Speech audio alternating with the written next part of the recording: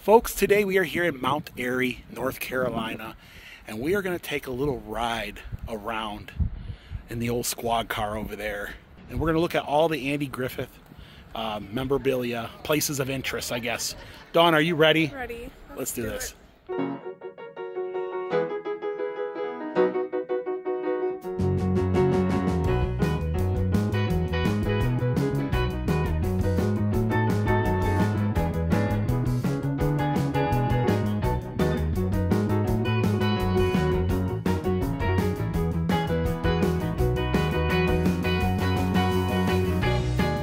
And the Mayberry Courthouse.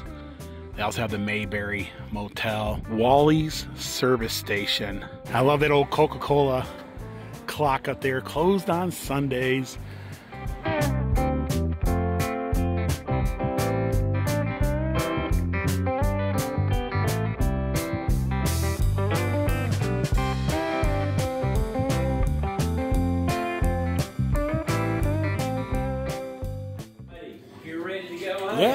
Yeah, we're good.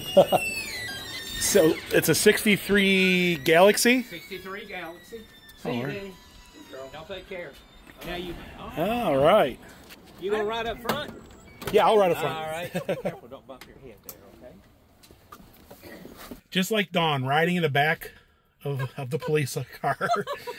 The seat bench, the original seat bench. Wow, this is fun. Yeah, this is the air conditioning for back in the day. Absolutely. Now, where are you folks from? Sevierville, Tennessee. Oh, so you Pigeon come Forge. out here and we go out there. Yeah. All right, my name is Carol, as she told you. Hi, Carol. It's such a pleasure to meet y'all. Now, I always tell people, since my name is Carol, it is spelled like a guy, Carol. Yeah, Guy Carol. 2 R's and 2 L's. I tell people that so people don't think I'm a really ugly woman named Carol sitting up here doing your tour. Now, the very first thing I'm going to do has nothing to do with Andy Griffith. I'm taking you out to the largest granite quarry in the world. Okay. And that's right here in Mount Airy, just outside the city limits. I saw it downtown. They call it the Granite City. Well, that's what it said downtown. Yeah, it should be. There is a town in North Carolina that claims that distinction too. Also. They got a little bitty quarry. But anyway, this beautiful church here is the Quaker Church, or known as the Friends Meeting. This church was built and completed in 1904. Okay. It's from the granite quarry. Now you'll notice that granite, it has a kind of a beige color to it. Yeah. Well, that was on the top of the granite dome when they started mining. Once they got under that initial layer, this is what they discovered. That beautiful, beautiful black and white. And that's what's still being mined today. Oh, so they're still mining it? Oh, absolutely. More mining done today than ever. Wow. Now, this pure black and white is what you're going to see the vast majority of our tour. Now you're going to see homes like the historic home here that's granite on the first story and brick on the second story. That's from the quarry. Any granite that you see today came from the quarry. In front of us here coming up is First Presbyterian Church. That church was built around 1910, and of course it's granite from the quarry. Now also you'll notice that the granite churches has the beautiful stained glass windows. This particular church keeps lights on at night so you can enjoy those windows as you pass by. The northeastern cities of the United States and even southern Canada uses our granite for their street curbing. Now the reason they do that, notice how heavy that is? Yeah. Oh wow, yeah, that's 1 cubic foot. 1 cubic foot weighs 170 pounds. Oh wow. So it's so dense, it's totally salt resistant. So with all the snow and ice that these northern cities have that requires salt to get rid of it, they use our granite because it never deteriorates. Concrete curbing just wastes away quickly in areas where they use a lot of salt. Now, look over to your right and you're going to see the beginning of the largest granite quarry in the world. Oh, wow, yeah. There you can see them all. Now we're past the trees.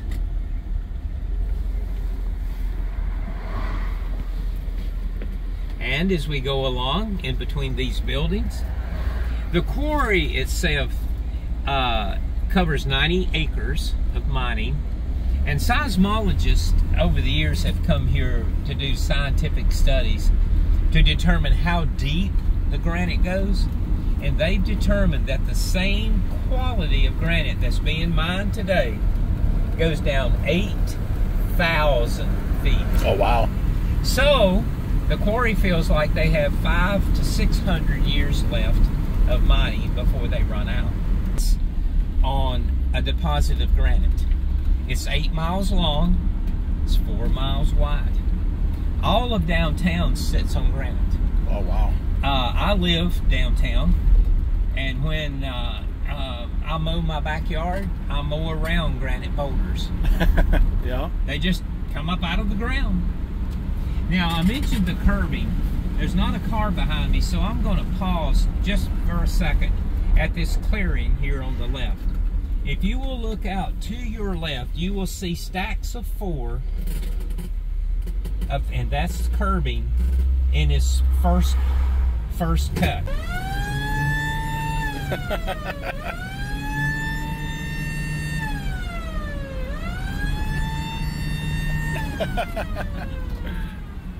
Let's talk about Andy Griffith.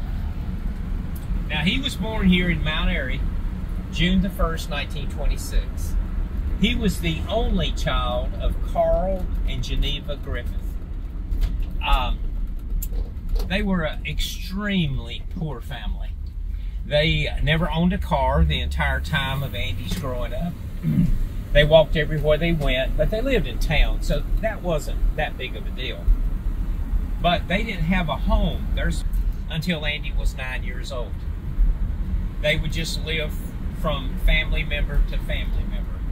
But at 9 years old, Andy's daddy bought their first house in 1935. You'll see that home toward the end of the tour, and I'll give you more information at that time. Now, even though Andy was very poor, he had a tremendous passion for music. He loved the bluegrass music that we're so well known for, the old-time mountain music. He even loved show music that he could hear on the radio. And one day he was walking down Main Street, and one of the storefront windows, there was an instrument. He wasn't really sure what it was. Andy's only about 8 years old, maybe 9. So he goes into the store and he says, "Sir, what is that there in your window?" He said, "Well, it's a trombone." He said, "I like that." He said, "Well, you know, you learn to play it and you play beautiful music." Andy said, "So it's a trombone?" Yes, Andy, it is. "Well, I'm going to go tell my daddy we just need to buy that thing, and I'll learn how to play it." Well, he went home that day. There's one of our beautiful granite homes. He went home that day, and when his daddy got home from the furniture factory, he said, "Daddy, I found something we need to buy today." Notice he said, you know, we need to buy. "Well, what is it, Andy?" He said, "It's a trombone." He said, "Oh, I know what a trombone is. It makes beautiful music. But Andy, you can't play it." He said, "Oh, I'll learn how to play it if we can buy it." Well, he said, "How much is it?" "Well, this is Depression years. They're already poor." Yeah. And he says, "Daddy, it's just $36. And he said, "Well, son, that's a lot of money. And I don't have it. But I'll tell you what I'll do. We'll go downtown on Saturday, meet some of the folks that own the stores, and see if we can't get you little jobs to do." That's what they did, and he was able to save up over a period of time $36. He bought the trombone, and of course he needed to learn how to play. The Grace Moravian Church here on the left, and we'll let that car get on out of your way when the light turns. The Grace Moravian Church, as part of the worship, the Moravians have those brass instruments in their music? The trombone, the tuba, the trumpet. Well, Andy found out about it, walked up from the poor end of town. This was the affluent end of town. Talked to the pastor, Reverend Ed Mickey, and said, Reverend Mickey, I have bought me a trombone and I want to learn to play it, but I don't have any money to pay you. Well, Reverend Mickey saw Andy's great potential. You could just tell being around Andy back when he was a boy. And of course, I wasn't there. But they could just tell that there was something very special. So he taught him how to play that trombone, the trumpet, and the tuba. And play it very, very well. Of course, read music, and he could play any piece he wanted to. So Andy's music life, and of course he played guitar on the TV show, and he played the tuba on the Andy Griffith show when they would have the Mayberry band and walk around. He would be playing the tuba. The generosity of the pastor there started Andy's music career. Yeah. Wow. Grace Moravian Church. That was built in 1925. That was built in 1907. That's the original sanctuary. Wow. Now you're going to start to see some beautiful big homes like that big yellow home. This is historic block. These homes were built from 1900 to 1910. They're very, very sought after properties. This granite home here, that was owned by the man that was eventually owner of the quarry. This blue house here is undergoing a 100% restoration. The couple just bought it for $300,000, and they're doing a $1.5 million restoration. Got it. That's what your granite countertops would look like. Yeah. Once they polish them all. And, yeah. Wow. Now, Thelma Lou lived here also. Okay. I didn't know that. Barney's girlfriend. Now, she was born 4 months after Andy, in the last of August, actually the 29th of August, 1926. But she wasn't born here. She was born in Kansas City, Missouri. And she was exposed to the arts growing up, to the theater. She learned to sing. She learned to dance. She learned to act. So at 19 years old, she went to Hollywood to start her career. And she was in many movies before the Andy Griffith Show. She was 33 years old when she started the Andy Griffith Show, as was Andy. But from 19 to 33, she was in numerous movies. A lot of the old westerns, what we call today the old westerns. And just a great actress with a great history in acting. That's the oldest church built from the quarry, and that opened in 1896. Oh, wow, yes.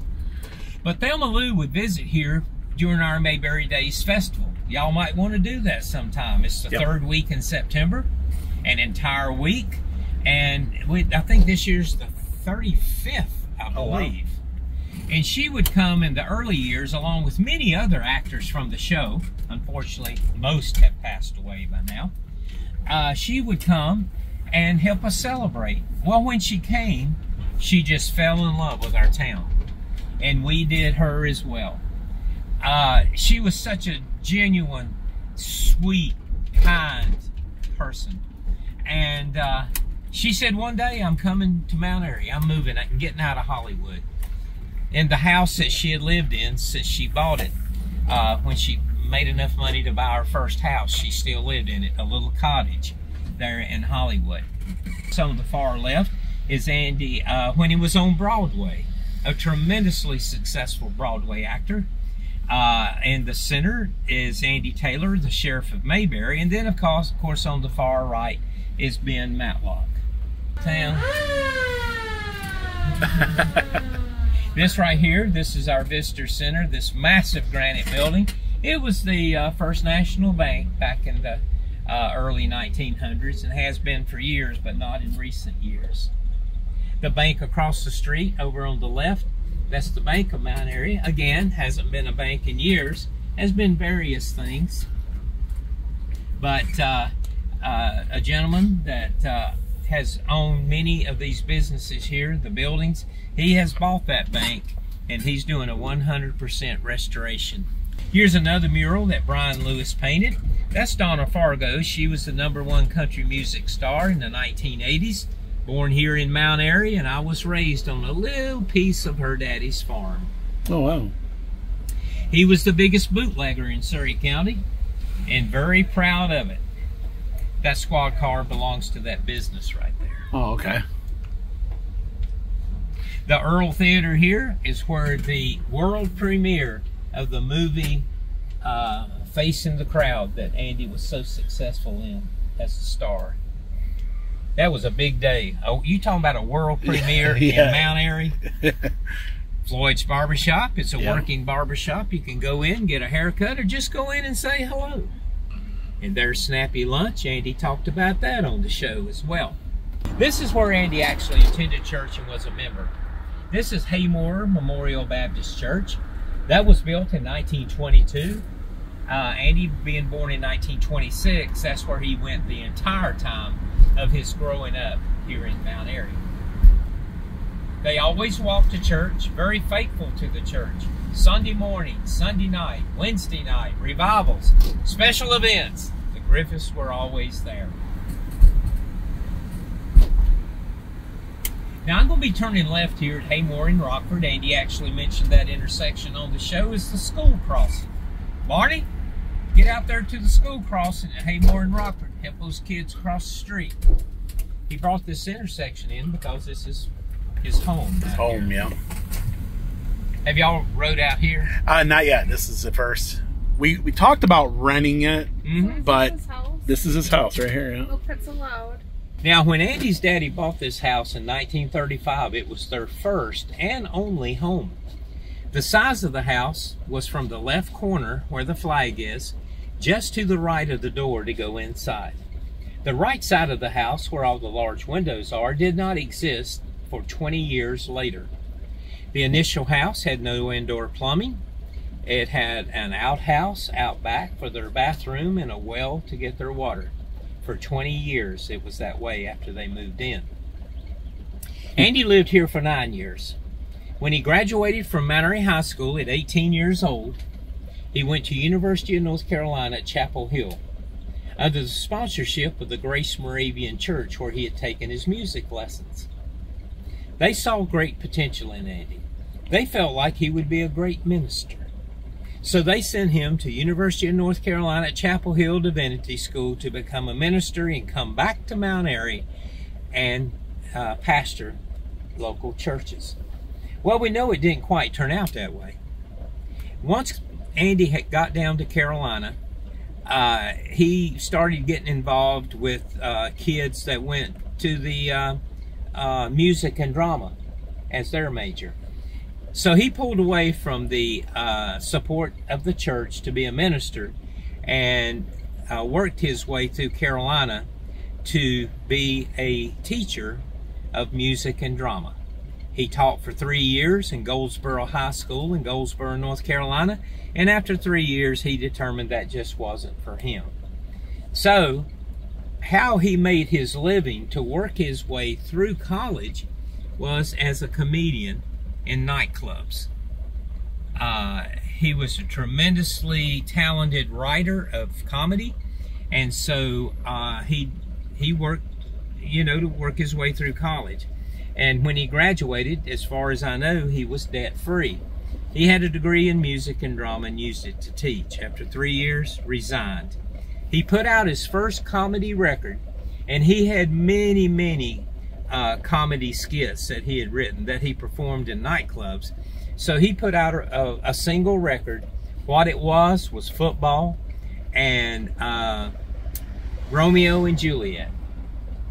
Now, it was Romeo and Juliet was like what we studied as Shakespeare, but with a comedy Andy twist. Very, very funny. What it was football was one of the funniest comedy writings that has ever been written and performed by Andy. It was so successful, it was made into a full-length album of comedy writing. To this day, from what I've been told, It's one of the highest grossing comedy albums of all time. He took his first money from the recordings and came back to Mount Airy and hired carpenters to build the right side of the house where all the large windows are. And for the very first time, they had indoor plumbing. They had the finest kitchen, dining area, sitting area, and even a spare bedroom. The bathroom, I think, was the part that was really happy for them because they had the outhouse before that. Now, his parents remained here about 11 more years after the renovation. In 1966, they were getting well up in their years, and Andy, of course, at that time was doing the Andy Griffith Show out in California. So he wanted to take care of them in their later years, so he built them a new home near his at Toluca Lake, California, which is a bedroom community within Los Angeles. Built them a new home, came back to Mount Airy, loaded up Mom and Daddy, and off to California they went. They remained there until they passed away, talking about his mom and dad, and they are buried in Forest Lawn Cemetery in Los Angeles. That was a lot of fun. I learned so much about Andy and his growing up here, and we got to see pretty much all the main things, and that was worth it. Only $50 to take a ride around town. I think that's very reasonable. But let's go ahead, let's go over to the Mayberry Courthouse real quick, check out what's going on over there. Yeah, so let's go ahead and take a look at Mayberry Courthouse. Take a little peek on the inside. The Justice of the Peace, of course, the Sheriff. Yeah, now this is not real. I mean, this is but I guess it looks just like the set did. So let's go ahead and.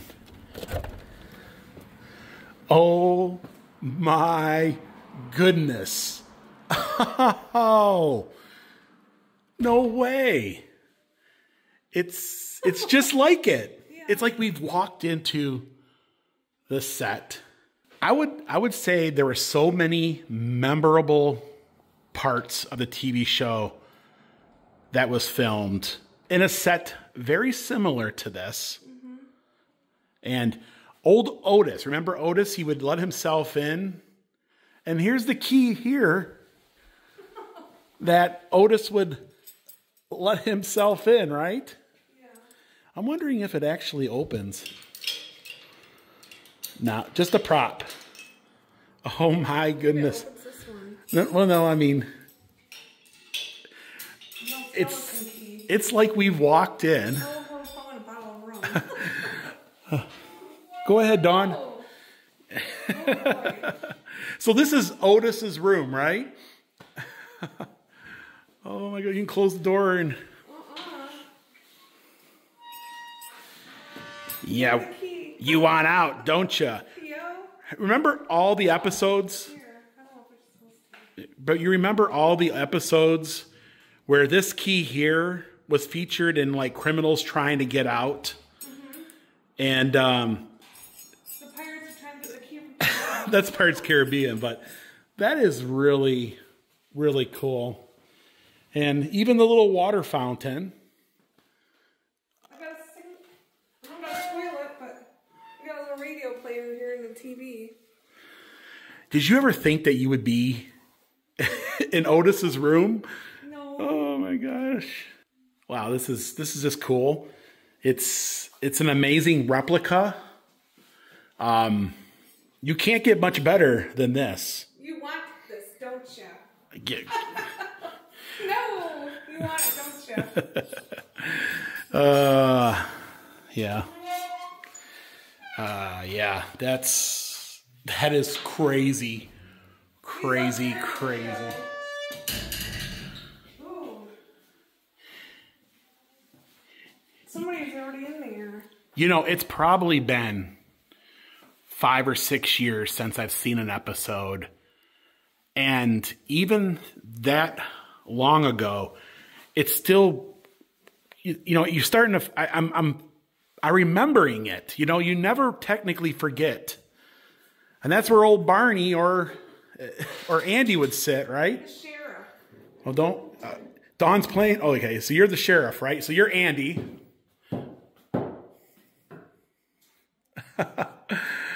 Oh. Operator. Yeah. Oh my goodness. I'll make sure I close this door. You don't want to ever hear that sound, right? For real. Do you have a sign-in book if you want to sign it? Yeah, I'm going to make sure we sign the book before we leave. And, wow. So, of course, you had Floyd, Opie, Andy, Barney, Otis, Aunt B, Goober, Ernest, Thelma Lou. Of course, she lived here. I didn't know that. She lived here in her final days. Miss Crump, right? Emmett. And then the Darlings. And there's actually a replica of the Darlings cabin here. And they have the Darlings truck. The Mayberry Hotel. B. Darling Farm. A nice little photo op there. And that was our adventure here in Mount Airy. It was amazing. It really was. Had a good time.